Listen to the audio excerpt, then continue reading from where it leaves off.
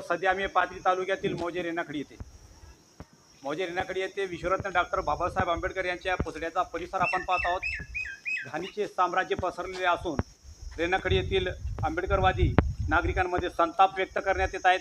आपण त्यांच्याशी सविस्तरपणे जाणून घेणार आहोत, काय त्यांची प्रतिक्रिया आहे, पाहूया एक नजर।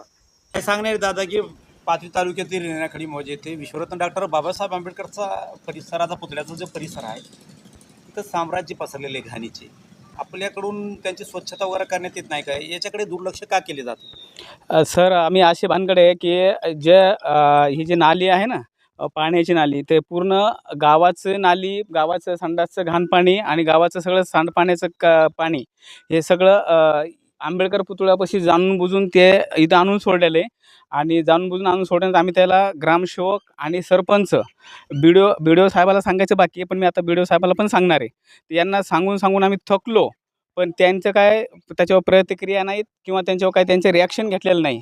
त्याच्यामुळं आम्हाला असं म्हणायचं आहे की हे जे नालीचं पाणी जर बंद नाही झालं किंवा या संबंधित नालीवाले कोणी आडवाआडवी करते त्याच्यावर अट्रॉसिटी ॲक्ट कायदा लागू करायला पाहिजे आणि आमची त्यांची मागणी आहे की त्यांच्यावर हा गुन्हा दाखल व्हायला पाहिजे, जे संबंधित लोक असतील त्यांच्यावर।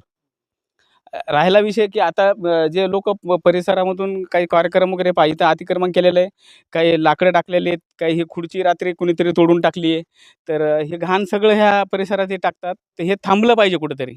बाबासाहेब आंबेडकरांचं म्हणजे आपण ज्या महामानवाने आपल्याला घाणीतून बाहेर काढले आणि त्याच महामानवाला जर आपण घाणीत घालत असून तर याच्यापेक्षा दुर्दैव कोणतं आहे असं मला म्हणायचं आहे, अशी माझी प्रतिक्रिया आहे। तर गावातील सरपंच वगैरे ते त्यांच्याकडून काही पाहणी वगैरे करण्यात आली काय?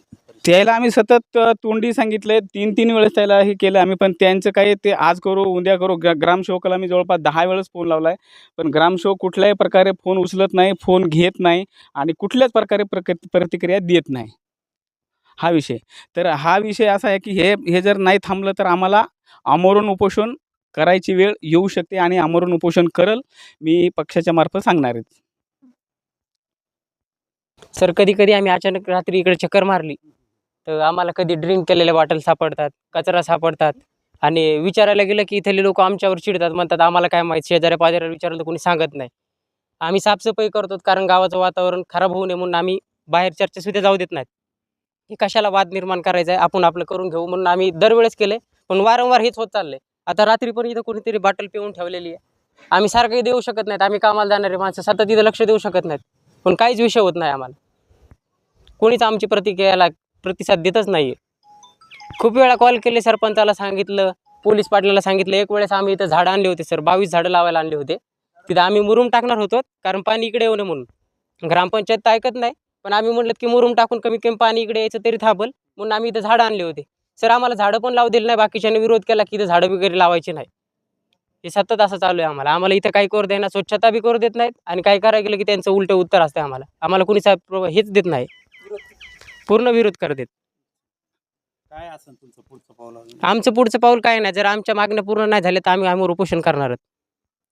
म्हणणं आहे की 4-5 वर्षापासून सरपंचाला सांगत आलेलं आहे की इथं वॉल कंपाऊंड करा, ते नाही काय आमचं ऐकत नाहीत।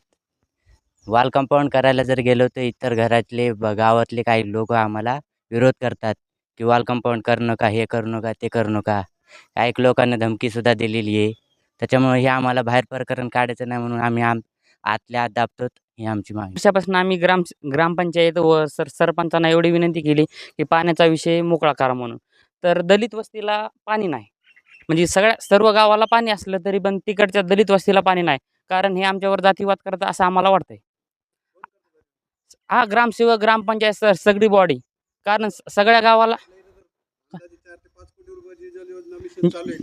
जल योजना आली तरी पण काय फायदा आहे, फक्त नळ आले, फक्त गावात पाणी आहे। हा नाही, पाईपलाईन जोडलेली असली तरी गावात पाणी आहे, आमच्या तिकडे पाणी नाही, जर येऊन बघू शकता तुम्ही पण आता पण। हा पाणीच नाही।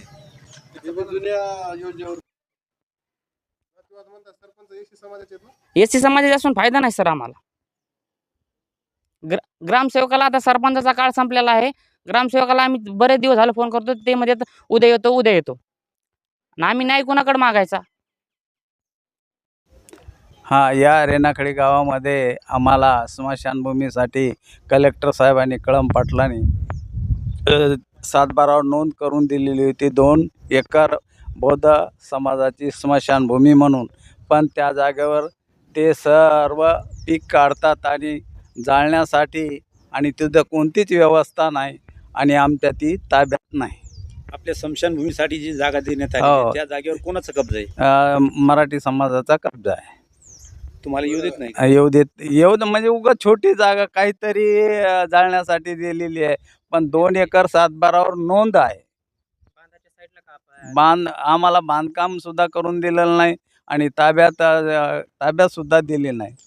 बरेच फंड येतात, आमदार फंड असतात, खासदार फंड असतात. तुम्ही काय- कोणाकडे आमदार खासदाराकडे सगळ्याकडे आम्ही निवेदनं केलेले आहेत, पण कोणी त्याच्याकडे लक्ष देत नाही. धनगर समाजाला स्मशानभूमी मिळाली, तसेच मुस्लिम समाजाला स्मशानभूमी मिळाली, त्यानं बांधून सुद्धा काढली. मराठी समाजाला आणि बौद्ध समाजाला स्मशानभूमीच नाहीत. बरं, गेल्या 5 वर्षापासून आपलेच बांधव किंवा आपल्या समाजाचे रेणाखळीचे सरपंच आहेत, हो. तर या विषयावर काही आंदोलन कधी छेडलं का याच्याबद्दल? या विषयावर त्याला वारंवार सांगलं, आम्ही आंदोलन छेडलं नाही. पण वारंवार सांगितलं की आमची ही स्मशानभूमी आमच्या ताब्यात द्या आणि ती बांधून द्या, जो काय प्रकार असेल ते करून द्या. तर हे आमचा परिसर डॉक्टर बाबासाहेब आंबेडकरांचा पुतळा यांच्या हे पुतळा आम्ही बऱ्याच वर्षापासून इथे स्थायिक केलेला आहे आणि ते सरपंचाने एवढं दृश्य केलं आणि त्या दृश्याचं संगोपन करणं आणि ही घाण सगळी व्यवस्था पाहणं हे सरपंचाचं कार्य असतं. पण हे करत नाहीत, वारंवार सांगूनही करत नाहीत. तरी आमची पत्नी रोज इथे झाडायला येते, वटा झाडून जाते, तर इथं बाटल्या शराबच्या ठेवल्या जातात. म्हणून भारतीय बौद्ध महासभा यांच्यातर्फे मी हे निवेदन देतो. याच्यापुढं आम्हाला वेगळा प्रकार करण्यास भार पडू नये, कारण आम्ही उपोषण करायला बी तयारी आहे. मी तालुका भारतीय बौद्ध महासभेचा संघटक आहे, या नात्याने बौद्धाचार्य बी आहे. तर ही माझी प्रक्रिया आहे. याच्यानंतर जर आमचा जर आवाज कोणी ऐकला नाही तर आम्ही आमच्या परी पाऊल उचलू, आम्ही आंदोलन करू, तहसीलला जाऊ, तहसील पुढे मोर्चा काढू. या प्रकारे आम्ही करू. जर आम्हाला या परिसरात तुम्ही बघू शकता, या परिसरात गावचं पाणी येतंय, पाणी पुन्हा पुतळ्याच्या परिसरात येतंय. साईडचा घरवाला काय म्हणते, ही जागा माझी, ही जागा पुतळ्याची जागा आहे, या जागेची नोंद आहे, ही जागा त्याच्या नावावर पण आम्ही चेक केलेली आहे. त्याच्या जागेवर जागा नाही आहे, तरी पण तो म्हणतो ही जागा मी दान केलेली आहे. दान केलेली जागा म्हणतोय, पुन्हा ही जागा माझी आहे म्हणतोय. आम्ही नंतर इथं झाडं लावायचा प्रयत्न केला, 20-22 झाडं आणली होती. ते पण झाडांना त्यानं विरोध केलेला आहे शेजारच्या घरवाल्यांनी. त्यांना कोण सांगतं हे आम्हाला माहीत नाही. पण असंच जर चालत राहिलं तर आम्ही आमच्या परीने जर पाऊल उचलला तर गावातलं वातावरण जरा दूषित होईल असं आम्हाला वाटतंय. त्यामुळे आम्ही मुद्देसूद तुम्हाला बोलायचं, कायद्यानुसार बोलायचा प्रयत्न करतोय. जर आमच्या मागण्या नाही झाल्या तर आम्ही आमच्या परीने नंतरचं पाऊल उचलू, हे सांगू इच्छितो. पाथरी तालुक्यातील मौजे रेणाखळीतील दलित बांधवांमध्ये एक संताप व्यक्त येत आहे.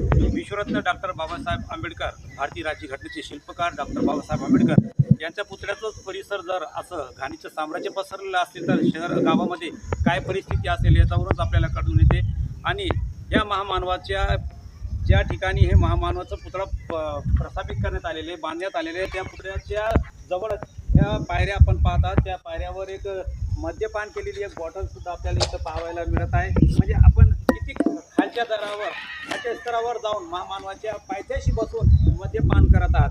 तसेच या गावच्या गावाऱ्याकडून अशी एक प्रतिक्रिया देण्यात आलेली आहे की हा परिसर स्वच्छपणे ग्रामसेवकाने वगैरे सरपंचाने करायला पाहिजे, पण त्यांचे दुर्लक्ष होत आहेत. या ठिकाणी या परिसराला कंपाऊंड वॉल सुद्धा त्यांनी बांधून द्यावे, तरी त्यांच्याकडून हे सुद्धा काम होत नाही.